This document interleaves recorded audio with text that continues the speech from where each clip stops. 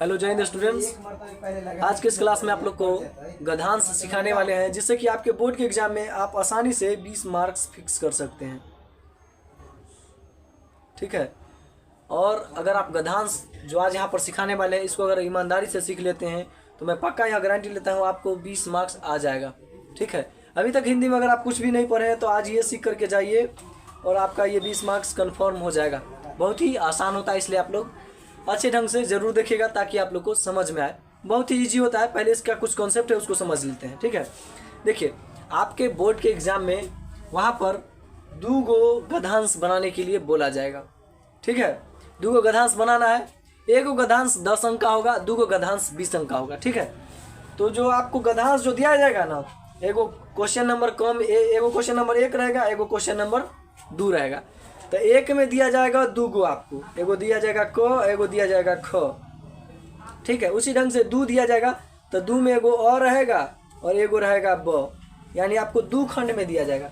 कितना खंड में दिया जाएगा? तो आपको 2 खंड में दिया जाएगा। कितना खंड में?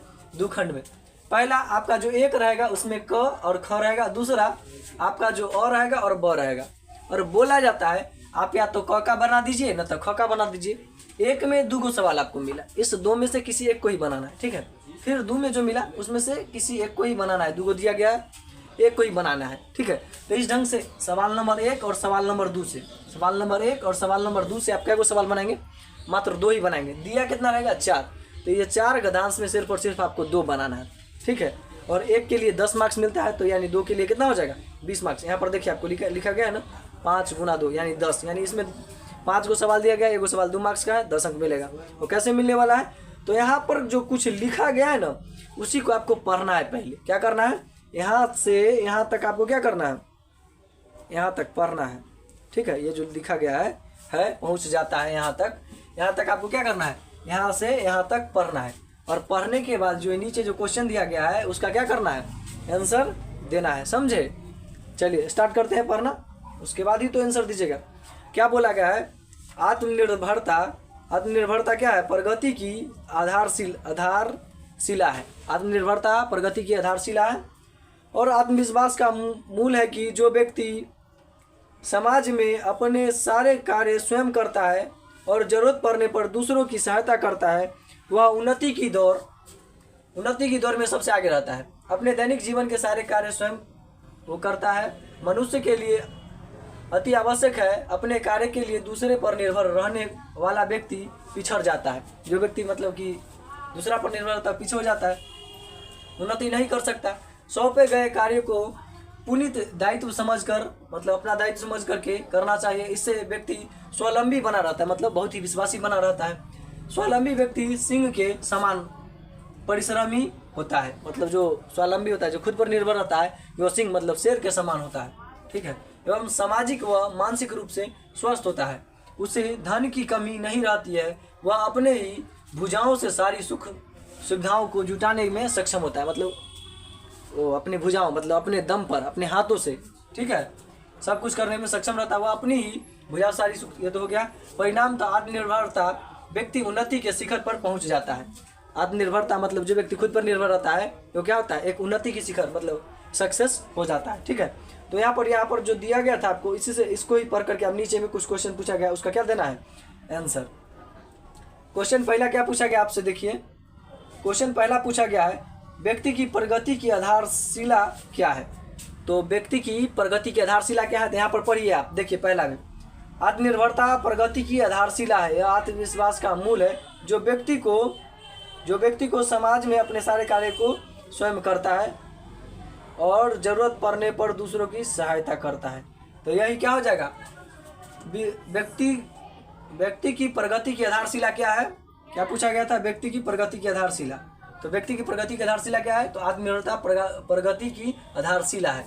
यहाँ पर भी आप छोड़ सकते थे, बस यही आत्मनिर्भरता ही प्रगति की क्या है? आधारशिला। एक का आंसर यही हो जाता। लेकिन आपको याद रखना है, आपको ना एक पॉइंट से दूसरे पॉइंट के बीच आंसर देना है। ठीक है। देखिए आप यहाँ पर आत्मनिर्भरता प्रगति का आधारशिला है, आत्मविश्वास का मूल है। तो यहाँ से आपको यहाँ तक व्यक्ति का प्रगति का आधारशिला क्या है? तो आत्मनिर्भरता प्रगति की आधारशिला है। पता चल गया आपको। लेकिन आपको जो ये स्टॉपिज दिख रहा है, स्टॉपिज यहाँ पर यहाँ जो आपको स्टॉपेज दिख रहा है यहाँ से लेकर के यहाँ तक, यहाँ से शुरू करके यहाँ तक आपको लिखना है। मतलब एक स्टॉपेज से दूसरे स्टॉपेज के बीच में लिख रहा है, ताकि कुछ लिखे उसको भी तो पता होना चाहिए, ठीक है। तो पहला के आंसर बस यहाँ से यहाँ तक लिख देते, आपको 2 मार्क्स आसानी से मिल जाता। पढ़ लिए, बात खत्म। अगला में चलिए। अगला क्वेश्चन पूछा था, उन्नति की दौर में सबसे आगे कौन रहता है? उन्नति मतलब आगे बढ़ने के दौर में सबसे आगे कौन रहता है? आपका पहला दूसरा क्वेश्चन है।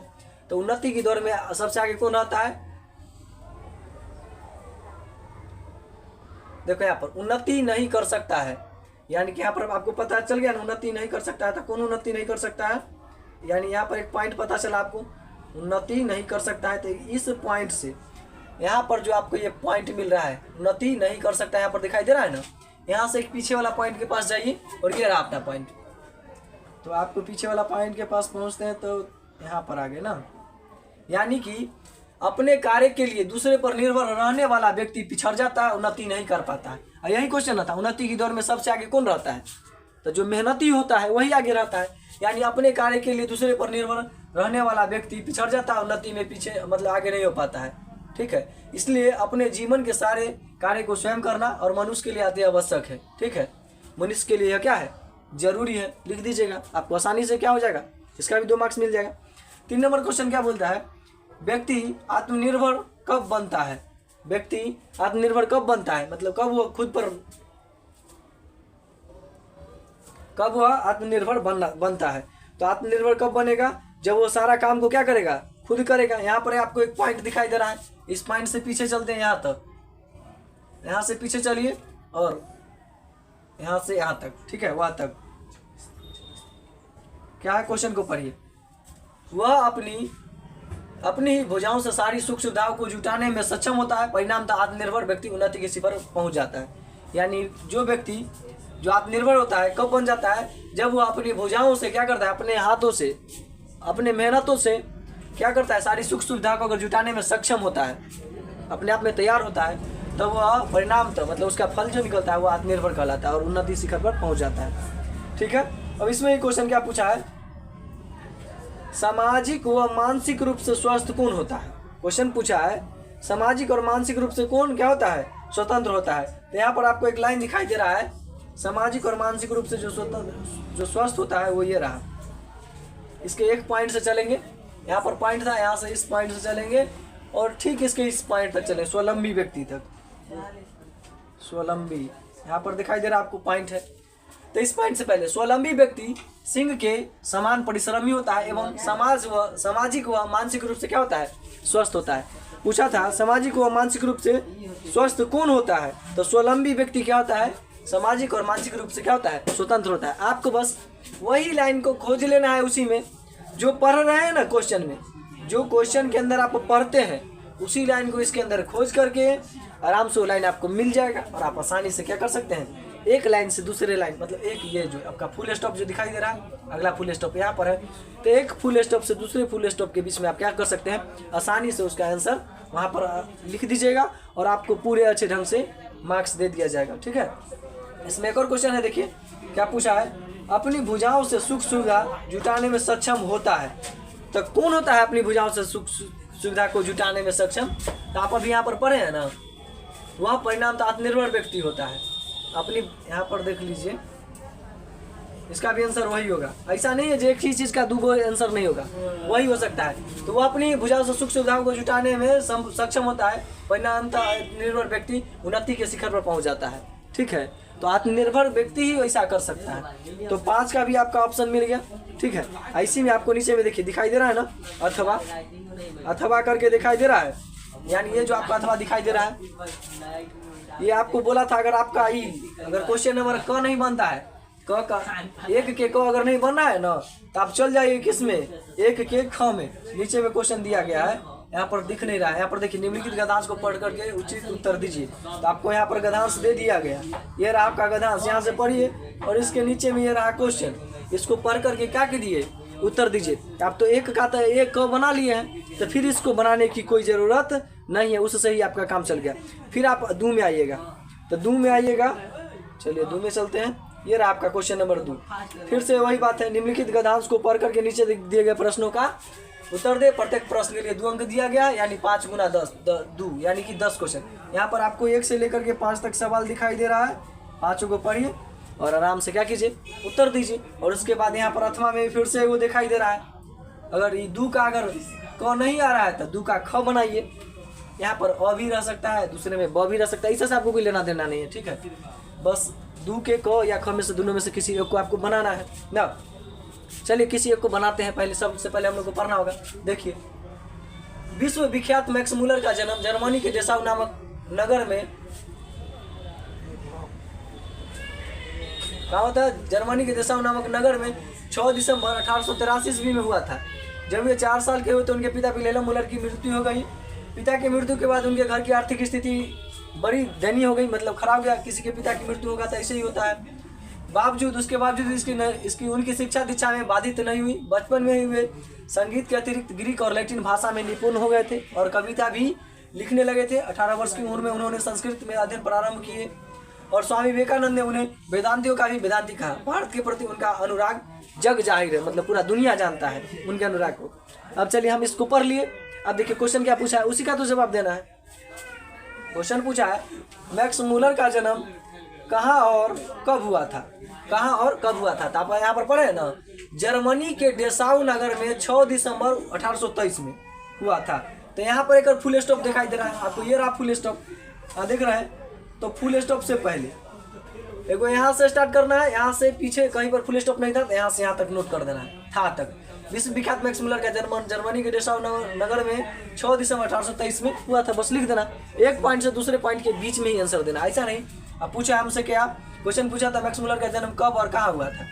तो हम कब पूछा तो 6 दिसंबर 1823 लिख दिए, और कहाँ हुआ था, जर्मनी के डेसाउ। तो ये दुइये को ना बात लिखे, तो इस ढंग से थोड़ा सा अच्छा नहीं लगता है, ठीक है। क्योंकि आप वहाँ पर गधांस ना लिख रहे हैं, तो इस टॉपिक से इस टॉपिक के बीच में आंसर दीजिएगा तो बेस्ट रहता है, ठीक है। अगला क्वेश्चन पूछा गया क्या, वे कितने बरस के थे जब उनके पिता की मृत्यु हो गया।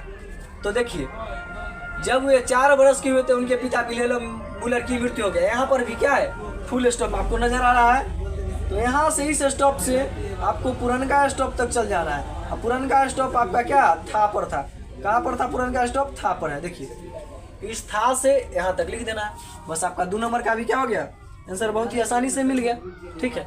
नेक्स्ट क्वेश्चन में चलते हैं। पूछा है क्या, पिता के मरने के बाद उनके घर की स्थिति कैसी हो गई। पिता के मरने के बाद क्या हो गया था, उनकी स्थिति बड़ी ही दयनीय हो गई थी। यहाँ पर फुल स्टॉप आपको दिखाई दे रहा है, यहाँ भी फुल स्टॉप था, यानी इसके पीछे फुल स्टॉप पूछना था। यहाँ से हो गई थी, यहाँ से ही लिखना स्टार्ट करना है, यहाँ से लेकर के यहाँ तक लिख देना, ठीक है। पिता के मृत्यु से उनकी घर की स्थिति दयनीय हो गई। कैसी हो गई थी, आर्थिक स्थिति दयनीय हो गई। कैसी हो गई थी पूछा था, अब बता दिए थे, दयनीय हो गई थी। इसमें आराम से यहाँ से पिता की मृत्यु, घर की स्थिति बहुत ही दयनीय हो गई थी, आराम से बता दिए। अगला क्वेश्चन है 4 नंबर, उनकी दयनीय स्थिति का उनका शिक्षा पर क्या प्रभाव पड़ा। पूछ रहा है उनका जो खराब स्थिति हुआ तो उस पर शिक्षा का क्या प्रभाव पड़ा। यहाँ पर पूछा शिक्षा दीक्षा पर क्या प्रभाव पड़ा। तो यहाँ पर देखिए, यहाँ पर बचपन में यहाँ पर दयनीय हो गई, उसके बावजूद शिक्षा दीक्षा में बाधित नहीं हुआ, ठीक है। उनकी शिक्षा दीक्षा क्या हुआ, उसके बाद भी बाधित नहीं हुआ था, ठीक है। इतना प्रॉब्लम आया फिर भी शिक्षा दीक्षा बाधित नहीं हुई, यानी यहाँ पर पॉइंट दिख रहा है और इस पॉइंट से अपना लोग को पीछे चलना है और यहाँ बावजूद तक जाना है। बावजूद यहाँ पर आपको दिखाई दे रहा है, ये देखिए यहाँ पर लाइन दिखाई दे रहा है, बावजूद इसके उनकी शिक्षा दिशा में कोई बाधित नहीं हुई। यहाँ पर भी पॉइंट है, तो एक पॉइंट से दूसरे पॉइंट के बीच में आंसर देना है। पूछा था उनकी दयनीय स्थिति का उनकी शिक्षा दीक्षा पर क्या प्रभाव पड़ा, तो मृत्यु होने के बावजूद उनके शिक्षा दीक्षा में बाधित नहीं हुआ, बात खत्म। इस पॉइंट से उस पॉइंट के बीच में आंसर दे दिए। Last question,